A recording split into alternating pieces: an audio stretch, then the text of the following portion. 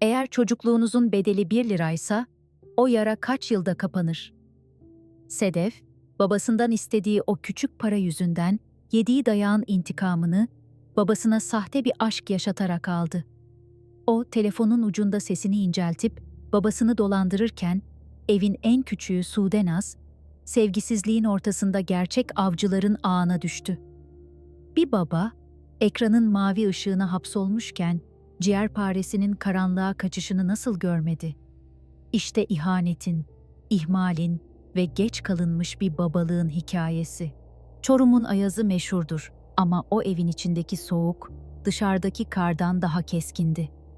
Mehmet ve Hülya, aynı çatının altında iki yabancı gibi nefes alıyorlardı. Çocuk seslerinin neşeyle çınlaması gereken bu dört duvar arasında, sadece sert tartışmaların yankısı ve ağır bir sessizlik hüküm sürüyordu. Dört çocuk, Sedef, Sudenaz ve diğer küçükler bu görünmez savaşın ortasında hayatta kalmaya çalışıyorlardı. Mehmet için babalık sadece eve ekmek getirmek ve otorite kurmaktı. Hülya ise defalarca terk edip geri döndüğü bu evde ruhunu çoktan bir kenara bırakmıştı.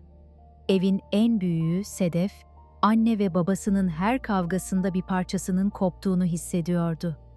O evde sevgi karnı doyuran bir ekmek değil, ulaşılamayan bir lükstü. Sedef, kardeşlerinin gözlerindeki korkuyu gördükçe içinde bir öfke büyütüyordu.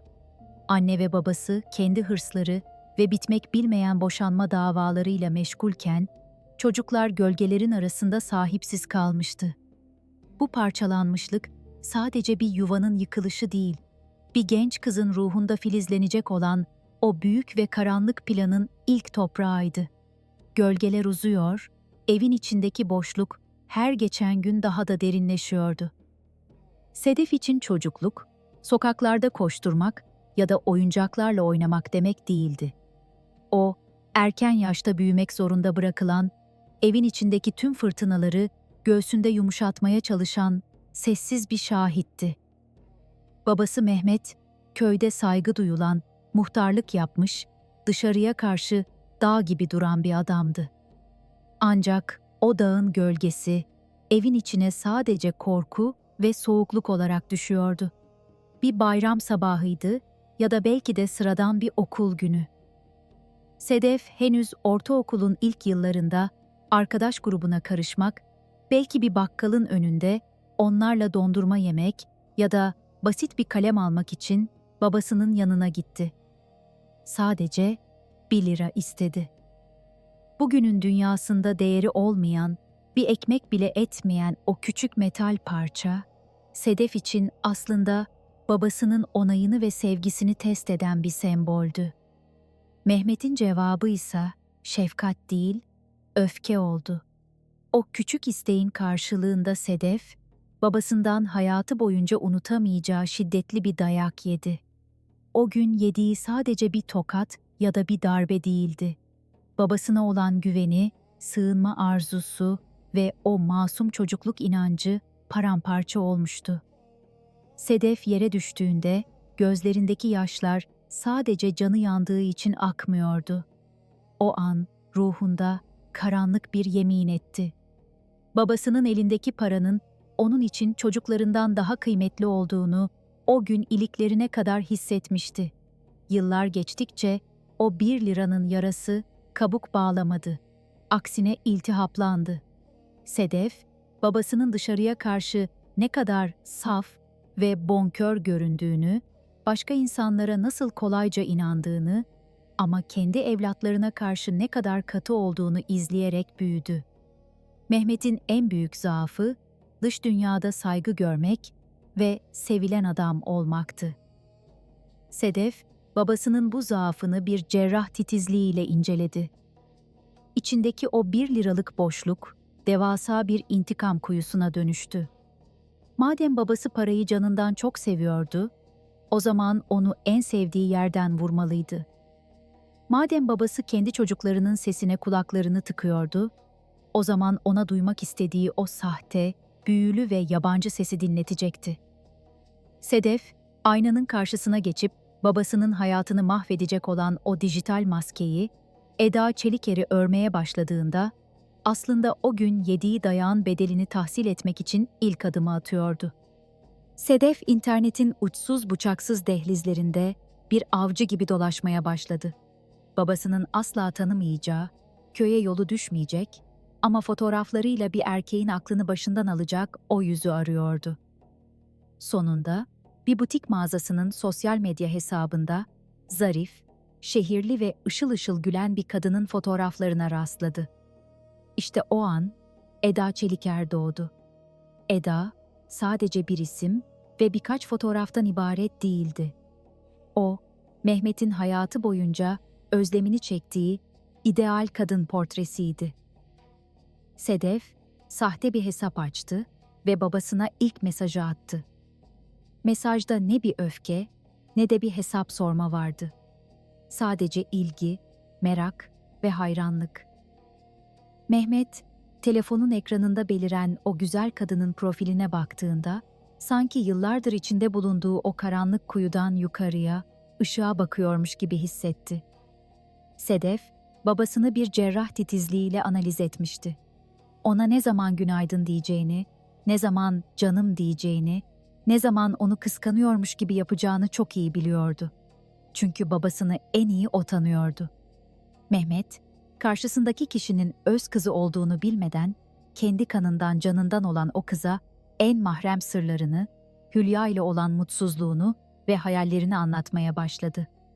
Oyunun en tehlikeli ve en trajik kısmı ise sesti.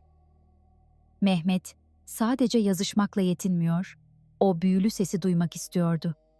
Sedef, odasına çekilip kapıyı kilitlediğinde eline bir parça peçete alıyor, burnuna bastırıyor ve sesini incelterek o hayali kadına can veriyordu. "Merhaba Mehmet, sesini duymak beni çok mutlu etti." Bu ince, yapay ve hüzünlü ses, Mehmet'in kulaklarında dünyanın en güzel melodisi gibi yankılanıyordu. Kendi kızı, babasına bir aşk masalı anlatıyordu. Ve Mehmet, bu masalın içinde kaybolmaya dünden razıydı. Eda Çeliker, Mehmet için artık sadece bir telefon ekranı değildi. O, evdeki kavgadan, ahırdaki işten ve muhtarlıktaki dertlerden kaçtığı tek sığınaktı. Mehmet, odasında telefonun ışığına gömülmüş halde gülümserken, yan odada Sedef, babasının bu zavallı haline bakıp hem iğreniyor hem de intikamının tadını çıkarıyordu. Hayalet sevgili, Mehmet'in hayatındaki tüm gerçekliği yavaş yavaş yutmaya başlamıştı. Mehmet'in hayatında Eda ismi geçmeye başladığından beri evin bereketi sanki bir kara delik tarafından yutulmaya başlanmıştı. Köyün saygın muhtarı, evdeki çocuklarının ihtiyaçlarına gelince "param yok" diyen adam, telefonun ucundaki o hayalet kadın için cüzdanının ağzını sonuna kadar açmıştı. Sedef, kurduğu bu karakter üzerinden babasının gururunu okşuyor, ona kendisini koruyucu bir kahraman gibi hissettiriyordu. Sedef, Eda maskesiyle babasına sahte dertler anlatıyordu. "Mehmet, butiğimde sıkıntı çıktı. Ödemelerim var. Kimsem yok bana yardım edecek." Mehmet, bu mesajları okuduğunda içindeki o şövalye ruhu uyanıyor, çocuklarının okul masrafını, kışlık kömür parasını veya mutfak masrafını düşünmeden bankamatiklere koşuyordu. 1 lira için kızını döven o katı el, şimdi tanımadığı bir kadına 10 binlerce lirayı, 20 milyar gibi büyük meblağları tek bir tuşla gönderiyordu. İroninin en acı tarafıysa paranın gittiği yerdi. Mehmet, parayı Eda Çeliker'e gönderdiğini sanıyordu. Ama o paralar aynı evin içinde, yan odada sessizce oturan Sedef'in hesabına ya da kontrol ettiği gizli kanallara akıyordu. Mehmet, ter dökerek kazandığı rızkını bizzat onu dolandıran kızının eline teslim ediyordu. Sedef, babasının gönderdiği paralarla kendine lüks kıyafetler, teknolojik aletler ve tripodlar alırken, Mehmet, sevgilisine yardım etmenin verdiği o sahte huzurla avunuyordu. Hülya, evin içindeki bu tuhaflığı fark etmişti. Mehmet'in sürekli telefona gömülmesi, gizli gizli gülümsemesi ve en önemlisi, Evin parasının nereye gittiği büyük bir muammaydı. Hülya kocasına, "Bu kadın seni dolandırıyor Mehmet. Bu bir oyun," diye bağırdığında, Mehmet eşini kıskançlıkla suçluyor, ona hayatı dar ediyordu. Kendi karısının feryadını hasetlik sanan Mehmet, öz kızının kurduğu tuzağı gerçek aşk zannederek savunuyordu. Sedef, babasının parasını alırken zerre vicdan azabı çekmiyordu. Her kuruşu, geçmişte yediği o dayakların, mahrum bırakıldığı çocukluğun bir tazminatı olarak görüyordu.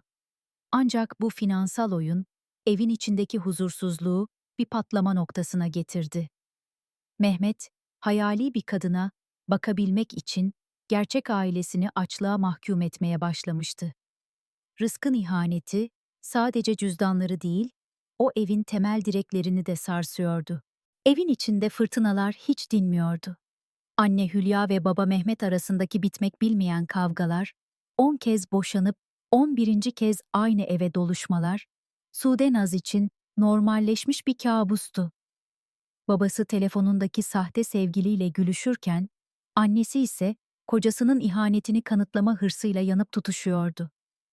Bu devasa duygusal boşluğun ortasında Sudenaz, görülmeyen, duyulmayan ve sevilmeyen bir hayalet gibi dolaşıyordu.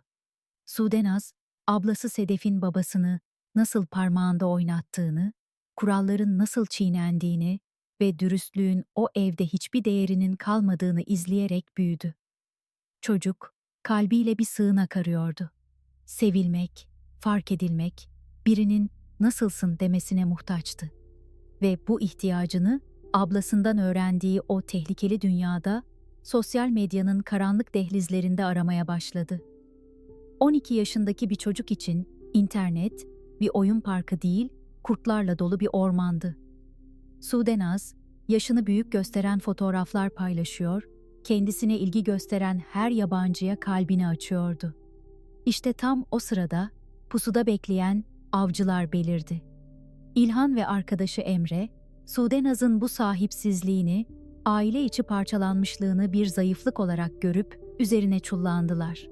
İlhan, Sudenaz'a babasının vermediği o sahte şefkati, ablasının babasına kurduğu o yalan dünyayı bu kez Sudenaz'a karşı kurarak sunuyordu. 12 yaşındaki bir çocuğa sevgili diyor, ona "seni bu evden kurtaracağım" vaatleri veriyordu. Sudenaz aslında bir istismarın kurbanı olduğunun farkında bile değildi. O sadece bu cehennemden kaçmak için bir el uzatıldığını sanıyordu. Mehmet, hayali sevgilisi Eda'ya şiirler yazarken, gerçek kızı Sudenaz odasında gece yarılarına kadar yabancı adamlarla görüntülü konuşuyor, kaçış planları yapıyordu. Ablası Sedef, kardeşinin bu durumunu fark etse de, kendi intikam hırsı ve babasıyla girdiği o finansal savaş yüzünden Sudenaz'ı bir kenara itmişti. Evin içinde herkes birbirine yalan söylüyor. Herkes bir maske takıyordu. Sudenaz ise bu maskeli baloda kurtların arasındaki en savunmasız kurbandı. Avcılar yaklaşmış, pusu kurulmuştu. Mehmet ise hala telefonun ekranında Eda'dan gelecek o sahte "seni seviyorum" mesajını bekliyordu. 24 Ağustos gecesi Çorum'un köyleri derin bir sessizliğe bürünmüştü. Gökyüzünde ay bile bulutların arkasına saklanmış, sanki olacakları görmek istemiyordu. Evin içinde herkes derin uykudaydı. Ya da öyle sanılıyordu. Mehmet, başucundaki telefonun ekranında Eda'dan gelen son aşk dolu mesajla uykuya dalmıştı. Sedef ise odasında babasını nasıl daha fazla köşeye sıkıştıracağının planlarını yapıyordu. Ama o gece asıl plan evin en küçüğü Sudenaz'ın parmak uçlarındaydı. Sudenaz, bir süredir gizli gizli yazıştığı, kendisini bu sevgisiz evden kurtaracağını vaat eden İlhan'la sözleşmişti. 12 yaşındaki bir çocuk için kurtuluş, gece yarısı tanımadığı bir adamın arabasına binmekten ibaretti. Sudenaz, küçük bir çantaya birkaç parça eşya koydu.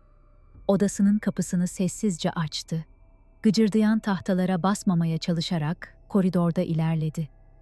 Babasının odasının önünden geçerken duraksadı. İçeriden gelen horlama sesi, babasının dünyadan ve kendi evladından ne kadar kopuk olduğunun acı bir kanıtıydı. Evin dış kapısını açtığında yüzüne vuran gece rüzgarı Sudenaz'ı bir an ürpertti.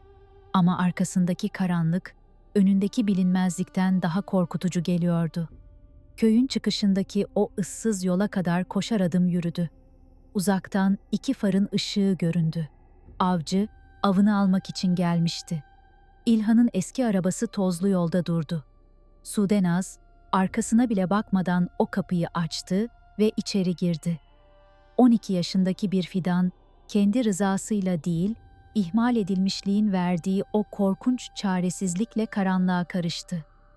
Sabah güneş doğduğunda Mehmet uyandı ve her zamanki gibi ilk iş telefonuna, Eda'sına sarıldı. Ancak mutfağa geçtiğinde Sudenaz'ın yatağının boş olduğunu gördü. Önce bakkala gittiğini, sonra arkadaşına uğradığını sandı. Ama saatler geçip Sudenaz dönmeyince evin içindeki o sahte huzur büyük bir feryada dönüştü. Mehmet'in telefonuna bir mesaj düştü. Ama bu kez Eda'dan değil, bizzat öz kızından. "Baba, biz İlhan'la evlendik. Mutlu olacağız. Bizi aramayın." Mehmet'in dünyası o an 2'ye bölündü. Bir yanda sevdiğim kadın dediği hayalet, diğer yanda evladım dediği kayıp kızı. 12 yaşındaki bir çocuğun evlendik demesi, Mehmet'in yıllardır görmezden geldiği o büyük ihmal duvarının üzerine yıkılmasıydı. Sudenaz gitmişti. Hem de babasının gözü önünde, babasının ruhu bile duymadan. Gece yarısı firarı sadece bir kaçış değil, bir ailenin tamamen dağılacağının ilk büyük habercisiydi. Hülya, kocasının gözlerindeki o yabancı parıltıyı 2 yıldır izliyordu. Mehmet'in telefonun başında geçirdiği uykusuz geceleri, gizli gülüşlerini ve en acısı çocuklarının rızkının gizli gizli nereye aktığını biliyordu. Mehmet'e defalarca "Bu kadın seni kandırıyor, bu bir oyun" diye haykırmıştı. Ama her seferinde hasetlikle suçlanmış, kapı dışarı edilmişti. Mehmet, hayali bir kadını 18 yıllık karısına ve çocuklarının annesine tercih etmişti. Hülya artık dayanamıyordu. Bu düğümü çözmek, kocasının gözündeki o kalın perdeyi yırtmak zorundaydı. Bir gece, Mehmet derin uykudayken Sedef'in telefonunu sessizce aldı. Sedef, kardeşinin ve babasının bu dağılışını izlerken tedbirsizleşmiş, telefonun şifresini açık bırakmıştı. Hülya, Eda Çeliker olarak kaydedilen profilin içine girdi. Okuduğu mesajlar kanını dondurdu. Kocası Mehmet, hiç görmediği bu hayalete, "Aşkım, Hülya seni seviyor mu?" sorusuna, "Sevse ne olur, ben seni seviyorum" cevabını vermişti. Hülya, o an ihanetin en çıplak haliyle yüzleşti. Ama planı başkaydı. Kendi telefonundan Mehmet'e Eda'ymış gibi yazmaya başladı. Mehmet, mesaj sesini duyar duymaz yatağından fırladı. Gözleri parlıyordu. Karısı hemen yanındayken telefondaki o sahte sese aşk sözcükleri döküyordu. Hülya, Mehmet'e en mahrem soruları sordu. Onu köşeye sıkıştırdı. Mehmet, karşısındaki kişinin karısı olduğunu anlamayacak kadar hipnotize olmuştu. Ertesi sabah Hülya, elinde ekran görüntüleriyle Mehmet'in karşısına dikildi. "Bak Mehmet," dedi. "Bak, gece konuştuğun Eda bendim. Seni nasıl parmağımda oynattım gör." Ancak beklediği uyanış gerçekleşmedi. Mehmet, gerçeklerle yüzleşmek yerine karısına olan nefretini daha da biledi. "Sen Eda'yı kıskandığın için bana yalan söylüyorsun. O ses sendin ama o kadın gerçek," diye bağırdı. Mehmet, kendi yarattığı o hayal dünyasından çıkmayı reddediyordu. Çünkü eğer Eda sahteyse, kaybettiği paralar, ihmal ettiği çocukları ve Sudenaz'ın kaçışı tamamen kendi suçu olacaktı. Bu gerçekle yüzleşmektense bir yalanın içinde boğulmayı tercih etti. Hülya aynaya baktığında Karşısında sadece aldatılmış bir kadın değil, yıkılmış bir ailenin enkazını gördü. İhanetin diğer yüzü artık tam karşılarındaydı ama Mehmet gözlerini sımsıkı kapatmıştı. O sabah evin havası her zamankinden daha ağırdı. Mehmet, elinde telefon, kayıp kızı Sudenaz'dan bir haber beklerken bir yandan da Eda'sına sığınıp teselli arıyordu. O sırada odanın kapısı yavaşça açıldı. İçeriye giren Sedef'ti. Yüzünde ne bir pişmanlık ne de bir korku vardı. Sadece yılların biriktirdiği o soğuk, hesap soran ifade yerleşmişti. Sedef, babasının yanına yaklaştı. Mehmet, "Kızım, kardeşin gitti. Eda da cevap vermiyor, ne yapacağız?" diye inlerken, Sedef, telefonunu cebinden çıkarıp masanın üzerine sertçe bıraktı. "Eda cevap vermez baba," dedi buz gibi bir sesle. "Çünkü Eda benim." Mehmet önce anlamadı. "Ne diyorsun kızım? Şakanın sırası mı?" diye çıkıştı. Sedef, telefonundan o meşhur ses kayıtlarından birini açtı. Burnuna bir peçete bastırdı. Sesini o ince, yapay tona getirdi ve babasının gözlerinin içine bakarak konuştu. "Merhaba Mehmet. Sesini duymak beni çok mutlu etti." O an odadaki zaman durdu. Mehmet'in elindeki telefon yere düştü. Beyninde şimşekler çakıyordu. 3 yıl boyunca gecelerce konuştuğu, uğruna karısını hor gördüğü, çocuklarının rızkını gönderdiği o hayatının kadını, hemen karşısında duran, 1 lira için dövdüğü öz kızıydı. Sedef, babasının o yıkılmış haline bakarken, içindeki o 1 liralık yaranın intikamını almanın verdiği o karanlık hazla devam etti. "Beni dövdüğün her günün bedelini ödedin baba. Senin o sahte aşkınla benim tripodlarım, kıyafetlerim ve özgürlüğüm alındı. Sen bir hayale aşık olduğunu sanırken aslında kendi kızını zengin ediyordun." Mehmet sanki biri kalbini söküp almış gibi koltuğa yığıldı. Sadece parasını kaybetmemişti. Gururunu, babalık onurunu ve gerçeğe olan inancını da kaybetmişti. Kendi kanından olan kızı, onun en zayıf noktasını bir bıçak gibi kullanmış, onu dünyanın en zavallı adamı yerine koymuştu. Hülya içeri girdiğinde, kocasının o yaşayan bir ölüye dönmüş halini gördü. Maskeler düşmüştü ama geride kalan manzara korkunçtu. Evin direği çökmüş, bir kızı babasını dolandırmış, diğer kızıysa bu kaosun yarattığı boşlukta bir istismarcının peşinden karanlığa kaçmıştı. Mehmet, o an aynaya baktığında sadece aldatılmış bir adamı değil, kendi yarattığı canavarın kurbanı olan bir babayı görüyordu. Sudenaz'ın o meşhur mesajı aslında bir imdat çığlığının sessizce kağıda dökülmüş haliydi. 12 yaşındaki bir çocuğun kurduğu cümlelerin arkasındaki çaresizliği ancak gerçeğin soğuk yüzü ortaya çıkarabilirdi. Emniyet güçleri, Sudenaz'ın izini sürerek şehirden uzak bir sığınakta operasyon için düğmeye bastı. Kapı açıldığında karşılaşılan manzara bir kaçış hikayesi değil, çocukluğu bir gecede çalınmış, gözlerindeki umut sönmüş bir çocuğun dramıydı. Sudenaz, sevgisizliğin ve ihmalin rüzgarıyla savrulmuş, bir gölgenin peşinde kaybolmuştu. Sorumlular, adalet önünde hesap verirken, gerçeklerin ağırlığı herkesin üzerine çöktü. Çünkü korunamayan bir çocuklukta, beyanların veya yalanların hükmü yoktu. Sadece ağır bir ihmal vardı. Gözaltı işlemleri yapılırken, Sudenaz bir battaniyeye sarılarak o binadan çıkarıldı. Ancak en acısı, genç kızın kendi evine dönmeyi reddetmesiydi. "Babam telefonuna bakmaktan beni görmüyor. Annem kendi dünyasında.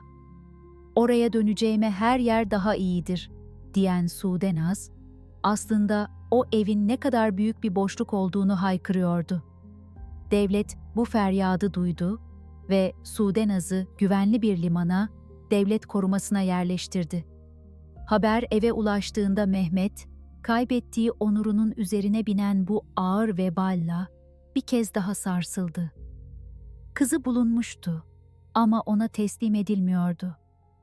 Mehmet, telefonundaki o sahte dünyaya harcadığı her saniyenin öz evladının hayatından çalınan koca bir yıla bedel olduğunu o an anladı. Kendi kanından olan Fidan'ı koruyamayan, onun sessiz çığlığını duymayan bir babanın elinde kalan tek şey, boş bir cüzdan ve ömür boyu sürecek bir vicdan azabıydı. Sorumlular parmaklıklar ardına gönderilirken, Sudenaz beyaz bir odada yeni bir hayata başlamak üzereydi. Ancak o küçük kalpte açılan yaralar, Mehmet'in kaybettiği paradan çok daha derindi. Sudenaz kurtulmuştu ama ailesi artık sadece kağıt üzerinde kalan bir anıydı. Sudenaz artık devletin şefkatli kanatları altındaydı. Hayatında ilk kez korkmadan uyuyabileceği, görüldüğü bir odadaydı. Ancak geride bıraktığı o evde zaman durmuş gibiydi. Mehmet, 3 yıl boyunca bir hayal uğruna feda ettiği onurunun, parasının ve en acısı babalık vasfının enkazı altında kalmıştı. Mehmet, boş sokaklarda yürürken artık sadece bir eski muhtar ya da dolandırılan adam değil, öz kızının kurduğu bir kumpasın kurbanı, diğer kızının istismarına göz yummuş bir baba olarak anılıyordu. Telefonu hala cebindeydi ama o ekranın mavi ışığı artık ona huzur değil, mide bulantısı veriyordu. Sedef'in yüzüne her baktığında, kulaklarında o peçete arkasından gelen Eda'nın sesini duyuyor ve kendi evladının ona nasıl bir nefretle baktığını iliklerine kadar hissediyordu. Sedef ise intikamını almıştı. Babasını maddi olarak bitirmiş, manevi olarak yerle bir etmişti. O meşhur 1 liralık yarayı kanatarak babasına unutamayacağı bir ders vermişti. Ama bu zafer ona mutluluk getirdi mi? Hayır. Kardeşi Sudenaz'ın savruluşunda, annesinin çaresizliğinde ve babasının bu zavallı halinde onun da payı vardı.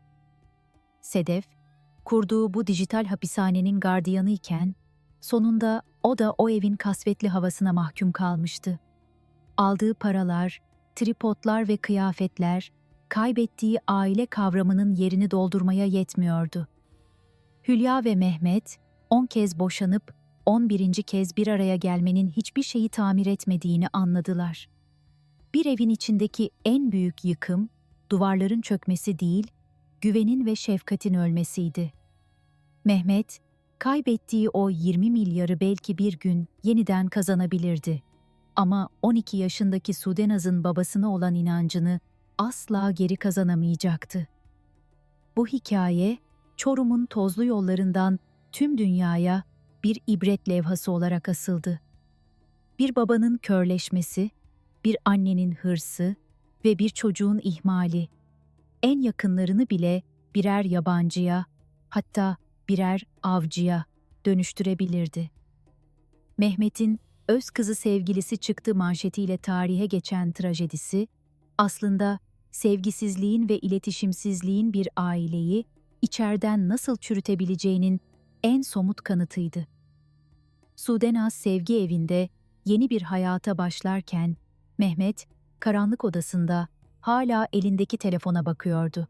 Ama bu kez bir mesaj beklediği için değil, kaybettiği hayatın kırık camlarındaki yansımasını gördüğü için.